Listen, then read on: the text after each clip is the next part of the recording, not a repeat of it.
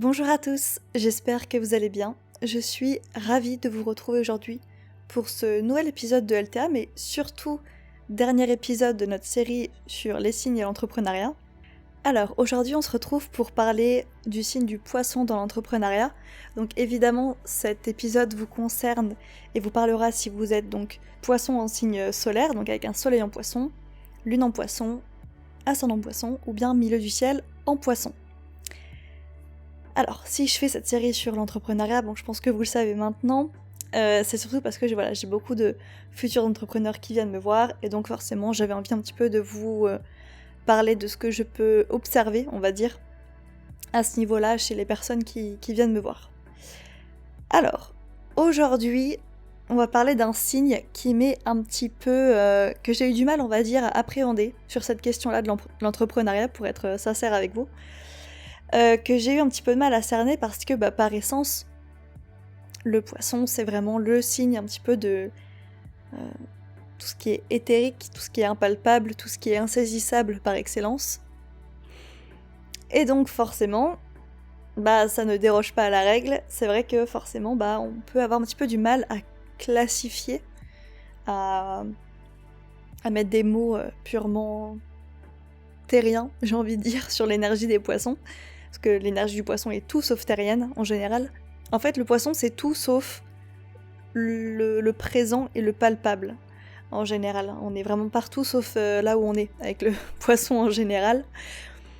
Donc je vais pas vous mentir, c'est vrai que le poisson, c'est pas forcément le signe qu'on retrouve le plus dans les thèmes d'entrepreneurs, par exemple, sauf si on a d'autres choses qui vont un petit peu contrebalancer, on va dire, les fameuses caractéristiques du poisson. Souvent, on va jamais retrouver des Neptuniens à 100% dans le thème d'entrepreneur, par exemple. Au contraire, si on a du poisson, par exemple, ce sera plutôt accompagné d'une forte énergie feu, ou bien terrienne, ou bien... ça pourrait être air aussi. Le petit couac avec une forte énergie neptunienne dans un thème astral, ce serait aussi, par exemple, parce que oui, je l'ai pas précisé, cet épisode peut aussi vous concerner si vous avez un fort Neptune dans votre thème astral. Le petit danger, avec certains placements neptuniens par exemple, assez forts, ce serait de tomber dans des dynamiques, alors soit d'addiction par exemple, donc ça peut être addiction au travail, ou bien addiction à certaines drogues particulières pour noyer un petit peu notre pression au travail, ou bien ce genre de choses. Ou bien addiction à d'autres choses en général, ou bien avec le poisson, attention aussi un petit peu, enfin surtout Neptune, à tout ce qui est dynamique un petit peu de... comment dire, j'allais dire de burn-out, tout ça, mais c'est plutôt tomber dans le côté très un petit peu dépressif du poisson, parce que dans certains cas ça peut arriver. On peut avoir un travail, ou bref, peu importe, quelque chose qui nous fait un petit peu tomber de ce côté obscur là de la force, on va dire.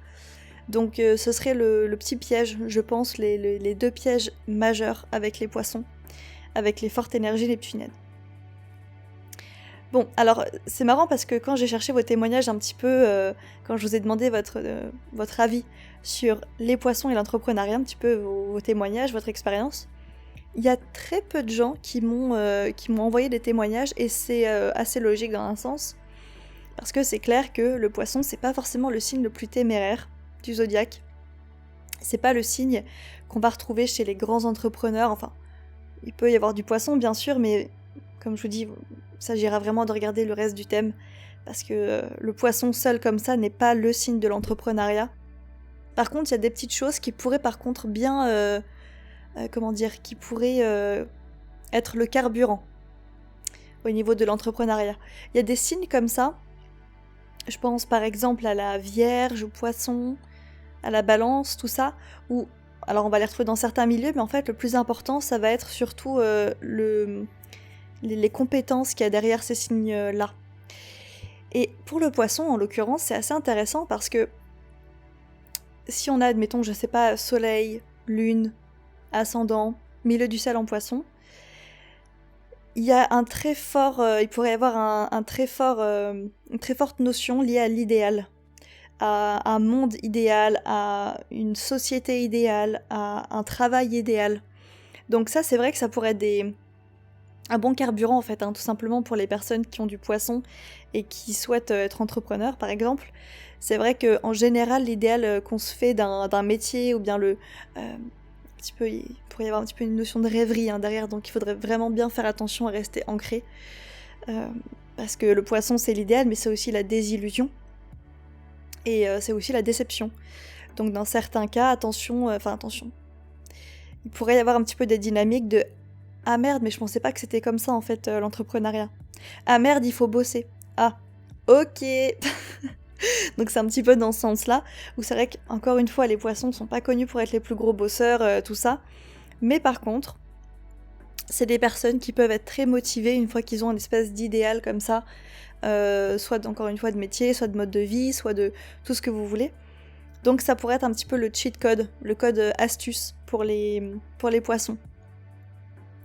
Alors, évidemment, c'est un signe qu'on retrouve aussi beaucoup chez les personnes qui font un travail en lien avec la spiritualité, bien sûr. Avec la spiritualité et également avec tout ce qui est le domaine du soin, du médical, tout ça. Donc par exemple, on retrouve beaucoup d'infirmières, par exemple, qui ont des placements en poisson, par exemple. Mais tout ce qui va être un petit peu métier de soin, de guérison, où on va travailler pour l'autre, en étant vraiment projeté vers l'autre là pour le coup, c'est vrai que c'est des choses qui vont être très intéressantes pour le poisson. Bon, vous le savez, hein, dans tous les cas, le poisson c'est un axe à considérer dans son entièreté, donc vierge poisson, et c'est l'axe du service. Donc en général, les poissons vont être peut-être plus à l'aise en ayant quelqu'un au-dessus d'eux, ou bien en travaillant pour quelqu'un, ou bien pour des clients aussi par exemple. Bon, si on est entrepreneur, on a forcément des clients, j'ai envie de dire. Mais il pourrait y avoir un petit peu cette notion d'aide. En fait, on aide l'autre, on aide notre client, on fait office de... On vient nous chercher pour déléguer aussi par exemple. Ça c'est vrai que c'est un peu des métiers qui pourraient bien coller aux poissons, où on est vraiment dans l'aide en général et on accompagne. Alors pas forcément au sens accompagné au sens d'être un guide, quoique les poissons pourraient, si on a un bon Jupiter, si on a un bonne maison 9, Sagittaire, en complément, ça pourrait être intéressant. Mais si on prend juste le poisson tout seul, est-ce que le poisson est un signe de leadership ? Bof. Bof. Disons que c'est... On va aller voir autre chose. On va aller voir autre chose dans le thème pour ça. C'est pas le poisson en tant que tel qui va nous indiquer ça. Par contre, ce sera pas si bête que ça de voir du poisson dans le thème d'un leader, au contraire, parce que autant un fort poisson qu'un fort Neptune, par exemple, ça pourra vraiment indiquer des vraies compétences empathiques, de compassion, d'intelligence émotionnelle. Et ça, c'est des choses qui sont très intéressantes et qui sont très même recherchées et enviables chez des leaders. Alors, attention à pas tomber dans le côté passif du poisson, parce que ce serait vraiment le piège et un leader n'a pas à jouer ce rôle-là, hein, d'être passif et de dire amen à tout. Parce que ça, c'est vraiment une phrase très poissonnesque, hein, pour le coup. Non. Mais par contre, c'est vrai que si on a le côté compassion, empathie du poisson avec, admettons, je sais pas moi, des signes de feu dans le thème, on va vraiment mettre des actions, on a un fort Capricorne, un fort Saturne. Alors bon, des fois le mix Neptune-Saturne, il est peut-être pas très joyeux, des fois ça fait un petit peu des personnes assez graves dans la vie, assez... comment dire, qui sentent vraiment tout le poids du monde sur leurs épaules, tout le malheur du monde sur leurs épaules. Mais c'est vrai que ça pourrait quand même être un bon signe d'empathie, encore une fois, de guérison, empathie, guérison, compassion, d'intelligence émotionnelle. Donc pourquoi pas. Et puis évidemment, quelque chose que j'ai pas dit, c'est vrai que les poissons, on pourrait aussi les retrouver un petit peu dans tout ce qui est domaine artistique. Tout ce qui est artistique, tout ce qui relève de la création, artistique pour le coup, donc ça peut être la musique, le dessin, la peinture, tout ce qui nous demande d'être connecté, en fait, en général, à un petit peu la source ou au grand tout. C'est vrai que c'est plutôt pas mal ça, pour les poissons. Alors, ça me fait rire, parce que pour la première fois de la série, je suis en train de m'enregistrer également en vidéo, donc peut-être que je vais vous sortir une petite vidéo sur Instagram de l'enregistrement dans pas si longtemps. Et Et je suis vraiment, si vous regardez la vidéo, bah de toute façon si vous l'avez sous les yeux, vous allez voir, je suis vraiment dans mon canapé avec un gros pull d'hiver bleu. Donc on est vraiment, enfin moi au moment où j'enregistre là actuellement, je suis vraiment dans une énergie très très neptunienne, très poissonnesque on va dire, donc où on va être un petit peu dans la torpeur comme ça, on va être un petit peu dans le... Voilà, je veux bien travailler mais... Je veux quand même mon gros pull, ma couette, mon plaid, mon canapé, voilà tout ça. Donc c'est quand même assez drôle, je trouve. Évidemment, je suis pas maquillée, je suis pas préparée particulièrement, donc autant vous dire que voilà, c'est aussi pour ça que je fais du podcast.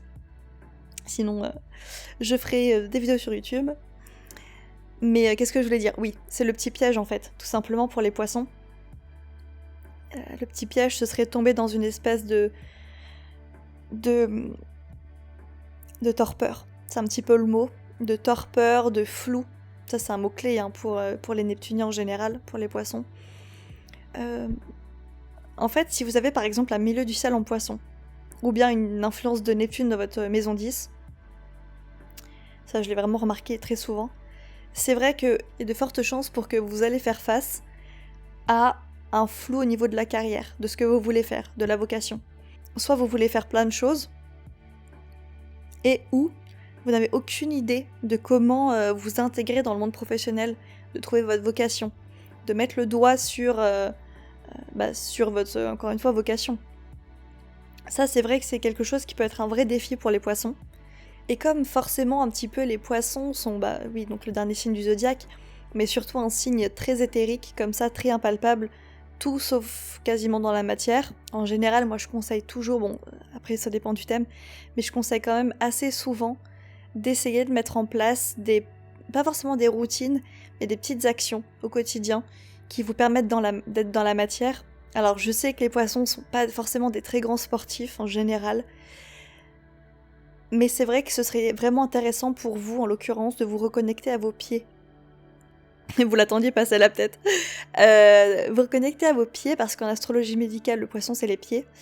Et donc, c'est une partie du corps qui vous permet justement de vous réancrer, qui vous permet de vous reconnecter à la matière. Et donc, si admettons, vous n'êtes pas sportif, parce que typiquement le fait de faire de la danse, de la marche, de la randonnée, tout ça, oui, c'est vrai que marche et randonnée, c'est la même chose, mais du basket, du foot, que sais-je, c'est vrai que ça peut être un bon moyen de vous reconnecter un petit peu à l'ancrage comme ça.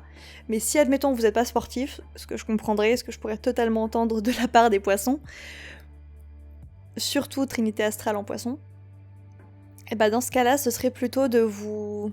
C'est très bête, hein, mais regardez s'il n'y a pas une petite différence quand vous allez faire ça. Essayez de prendre 5 minutes par jour pour, je sais pas, vous faire un massage des pieds, ou pour prendre soin de vos pieds, ou ce genre de choses. Vraiment, juste marcher en conscience aussi, par exemple. C'est très bête.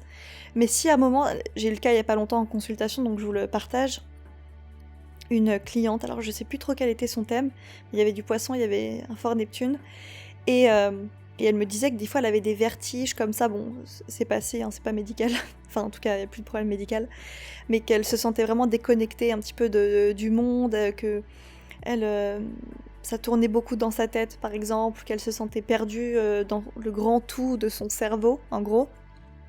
Et je lui dis écoute, essaye de faire ça, de prendre 5 minutes par jour comme ça, ou juste de te reconnecter à tes pieds, parce que ça va vraiment te permettre de te réancrer dans le sol, de te réancrer dans la matière. Et pour les poissons, ça peut être vraiment une bonne astuce. Et encore une fois, ça peut juste être le fait de marcher en conscience. Ça peut être traverser votre couloir et de vraiment sentir la vibration sous vos pieds de la matière. Ça, c'est une bonne chose. Parce que, encore une fois, ça vous permet de vous réaligner, j'ai envie de dire, dans votre corps, et de tout simplement être présent avec nous, les terriens, pas ailleurs. Bon, sinon les poissons, qu'est-ce que je pourrais vous dire également ? Oui, c'est vrai que, bon, votre maître c'est Neptune, mais votre deuxième maître c'est également Jupiter. Donc, si vous avez des placements, encore une fois en poisson, ne sous-estimez pas vos capacités un petit peu de transmission, en tout cas d'élévation, et de... le fait d'aller chercher quelque chose qui vous dépasse, d'aller chercher quelque chose plus grand que vous.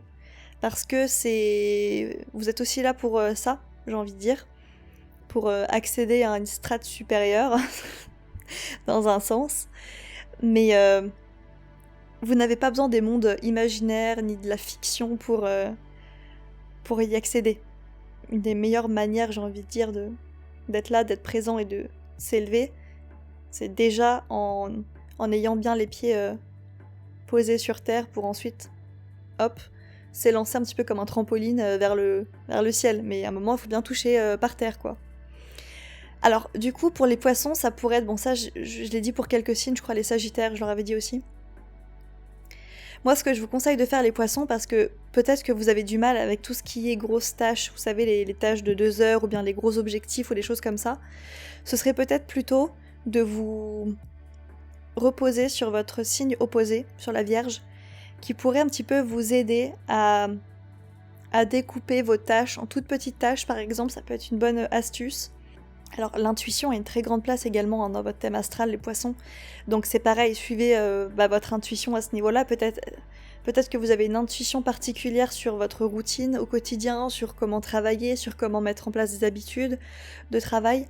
Ça, c'est vrai que ça pourrait un petit peu vous sortir de votre zone de confort, mais vous permettre d'être dans l'accomplissement de certaines tâches et d'aller chercher certains objectifs. Alors, moi, ce que je me demande, c'est est-ce que le poisson est justement un signe d'objectif en soi ? Est-ce que le poisson est un signe qui tend à aller chercher des objectifs, de se mettre des cibles, un petit peu comme le Sagittaire ? Peut-être moins, finalement, si on prend juste le poisson. Et je pense que c'est vraiment là où il faudrait aller voir vos signes complémentaires dans votre thème et voir ce que le poisson a à nous dire. Alors, autre chose. Je pense à quelque chose en particulier en pensant aux ascendants poissons. Alors, c'est vrai que quand on est ascendant poisson, même soleil en poisson, on a tendance à beaucoup s'adapter aux autres, à être un petit peu pas forcément le fantôme de la pièce, mais voilà, à savoir un petit peu jouer le rôle du caméléon, consciemment ou pas, à s'effacer ou pas, en général, enfin, oui, s'effacer, oui, mais consciemment ou pas plutôt. On va avoir un petit peu tendance à s'effacer, à laisser parler les autres, à se calquer sur le rythme de parole des autres. Sur un petit peu, on va capter toutes les énergies qui sont environnantes, tout ça. Donc je parlais vraiment tout à l'heure d'empathie et de compassion. Ça, c'est vraiment une très belle qualité qui peut vous permettre, j'ai envie de dire, de comprendre les besoins des autres, de comprendre comment vous pouvez les aider, de comprendre comment ils fonctionnent, et du coup aussi de vous adapter aux autres. Donc peut-être que faire un métier dans lequel vous pouvez un petit peu vous faire office de caméléon, vous pouvez vraiment un petit peu tous les jours, j'ai envie de dire, vous adapter à l'autre et être dans une forme de compassion vis-à-vis de l'autre. Peut-être que ça pourra vous aider. Ça, c'est pas bête, j'ai envie de dire, comme conseil. Je prends par exemple mon thème, j'ai Neptune en maison 6, et c'est vrai que dans mon travail au quotidien, donc ça c'est la maison 6, je m'adapte beaucoup aux autres. Alors c'est pas que je me calque sur les autres, mais on va dire que je suis très projetée vers les autres quand je fais vos lectures de thèmes, par exemple. Donc on parlait de métiers de service, par exemple, tout ça au tout début, c'est vraiment ça pour le coup. Donc ouais, très intéressant pour les poissons, il pourrait y avoir des belles choses qui vous attendent d'un point de vue professionnel. Et si par exemple vous avez des déplacements en terre ou en feu ou ce genre de choses, et qu'admettons que vous êtes perdu au niveau de la vocation, moi ce que je vous conseillerais à 1000%, c'est d'être dans l'action, plutôt que dans l'attente en fait, plutôt que dans le flou. Il y aura rien de mieux pour vous que d'être un petit peu dans l'accomplissement de certaines tâches vraiment palpables, j'ai envie de dire, que de rester un petit peu dans votre tête et dans votre imaginaire, parce que ça pourrait d'autant plus agrandir l'infini dans votre cerveau, quoi, et dans votre imaginaire, et vous perdre d'autant plus. Ce serait le risque avec les poissons. J'y pense. Ça, c'est un petit truc que j'avais dit autant pour les scorpions que pour les cancers, et il y a des chances que ça s'applique également aux poissons. Quand on a une forte énergie poisson dans son thème, il y a peut-être des chances qu'on préfère travailler alors soit seul, par exemple, on aime bien être enfermé seul chez soi pour travailler, ou bien on préférera travailler la nuit, par exemple, ou bien dans les métiers un petit peu de nuit comme ça. Donc voilà, c'est une astuce que j'ai partagée à vos collègues signes d'œil qui pourra peut-être vous aider, donc je vous le partage. Voilà. Alors, comme pour tous les signes, je vais vous lire un petit témoignage que j'ai reçu quand même d'une très forte poisson, d'une digne représentante de ce signe, autant que je le suis du lion. Donc c'est une collègue astro qui m'a envoyé, je vais peut-être pas citer son nom parce que je l'ai pas fait pour les autres, donc bon, voilà. Mais disons que c'est quelqu'un qui représente parfaitement l'énergie du poisson, et je vous lis un petit peu son retour sur le poisson et l'entrepreneuriat. Du coup, elle me dit: ah bah le poisson entrepreneur, c'est pas trop pourquoi il entreprend, déjà. Ses objectifs sont confus, et il a des grosses baisses d'énergie, surtout en ce moment. En gros, c'est très compliqué. Disons que l'énergie poisson, c'est un peu l'inverse de l'énergie entrepreneuriale. On le fait souvent plus pour aider les autres que soi, ce qui peut être très toxique. On n'a pas d'ego de toute façon, ce qui est bien pour vite rebondir si on fait des conneries. On est l'inverse des lions, on s'en fout un petit peu du qu'en dira-t-on. Alors, je vais pas le prendre personnellement, hein, c'est de bonne guerre. C'est de bonne guerre, mais c'est vrai que oui, à ce niveau-là, c'est une très bonne qualité des poissons, effectivement. C'est que le poisson, c'est tout sauf le signe de l'ego, en général, et que quand il y a un problème, ça passe très vite, enfin ça coule hein, littéralement sur le poisson en général. Donc attention quand même un petit peu aux notions de limite avec le poisson, parce que on s'était dit que les poissons, c'était un petit peu les signes, vous savez, des addictions, tout ça au début, et je pense qu'un des défis du poisson, c'est justement se mettre un petit peu des limites. Se dire stop. Alors si je commence à dire le mot... il faudrait que le poisson s'auto-discipline. Alors là, je vais faire des émeutes. Mais bon, c'est un petit peu l'énergie. Je sais que c'est pas forcément dans l'énergie naturelle du poisson, mais si on devait un petit peu donner des conseils, bah ce serait ça. Mais moi, j'ai plutôt envie de vous dire d'embrasser pleinement votre énergie, un petit peu des guérisseurs du zodiaque, quoi. De l'axe du service, d'être tourné vers les autres. Et il y a plein de belles choses en fait hein, chez le poisson, de vraiment mettre en pratique et mettre au service des autres vos belles capacités d'empathie, de compassion, tout ça.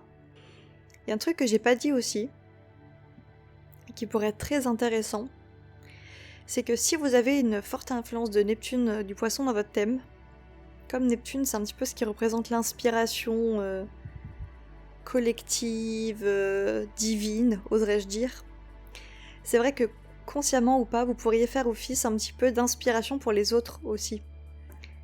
Alors là, il faudrait voir un petit peu ce que vous faites, mais si admettons vous avez, je sais pas moi, du Sagittaire dans votre thème, ou bien d'autres signes, bon j'en ai pas d'autres en tête, mais ça pourrait être ça par exemple, bah peut-être que vous allez jouer un petit peu le rôle d'inspiration pour des groupes, pour un collectif, pour des personnes en particulier. Donc dans certains cas, est-ce qu'on retrouve pas le poisson chez les personnes inspirantes? Ça c'est une bonne chose aussi, hein.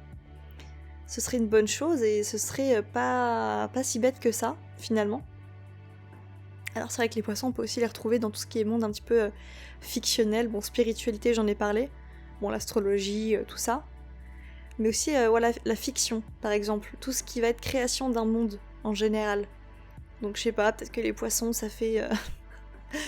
Ok, j'ai l'exemple parfait en tête, ça me fait rire parce que je ne pourrais pas faire plus proche à ce niveau-là que mon daron, qui est poisson, et ça fait littéralement depuis ma naissance, je crois, qu'il a commencé un bouquin qu'il a toujours pas terminé.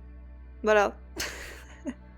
Donc, ça me fait rire parce que j'avais pas du tout, je pensais pas du tout à lui au début, en faisant l'épisode sur les poissons, et voilà, j'y pense en me promenant un petit peu dans ma tête, comme je pense que vous le faites beaucoup les poissons. Donc vous voyez, c'est un peu ça. Il y a autant l'énergie de torpeur, de peur aussi, parce que je me demande si les poissons, il n'y a pas un petit peu une peur des responsabilités ou ce genre de choses chez vous. C'est pour ça qu'on vous retrouve pas forcément toujours dans le monde entrepreneurial, on pourrait, mais voilà, encore une fois, il faut que ce soit bien contrebalancé, j'ai envie de dire. Donc je pense que votre petite peur à dépasser, les poissons, c'est soit la peur d'être dans le réel, pour être la peur aussi des responsabilités par exemple. Là je pense par exemple à toutes les personnes qui ont Saturne en poisson. Alors c'est pas encore maintenant votre tour de Saturne vous, hein, c'est dans quelques années, je crois que c'est en 2024 il me semble. je vais pas vous mentir, ça va être un petit peu l'année des désillusions, surtout si... Alors, attention, ça veut pas dire que vous allez tous tomber dans la dépression, mais je pense que votre retour de Saturne, au pire, ce sera un petit peu un moment où vous allez être...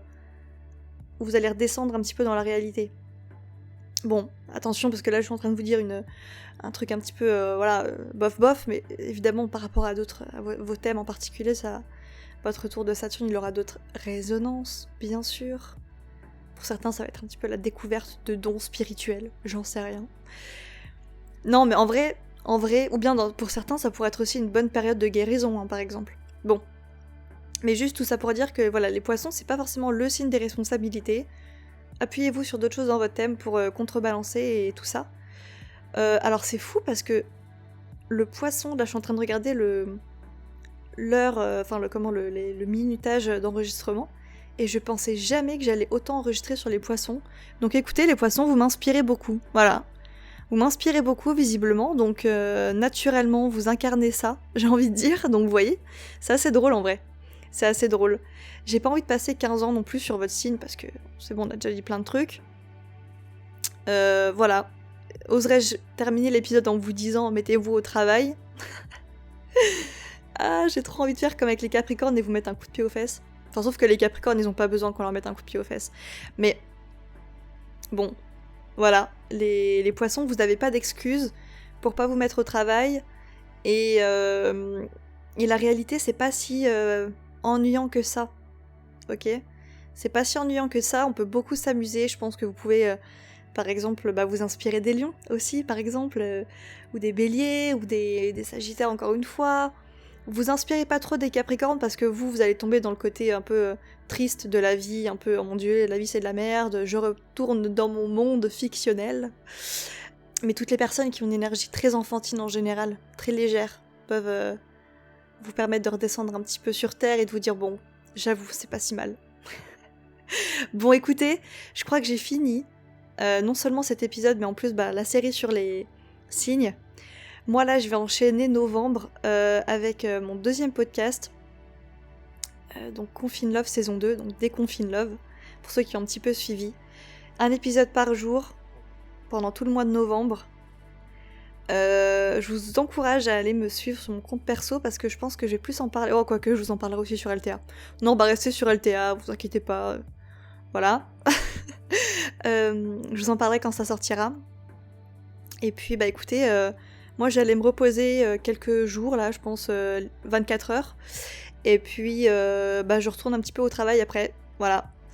Bon, écoutez, je vous souhaite une bonne journée les poissons. Et puis à très vite. Salut!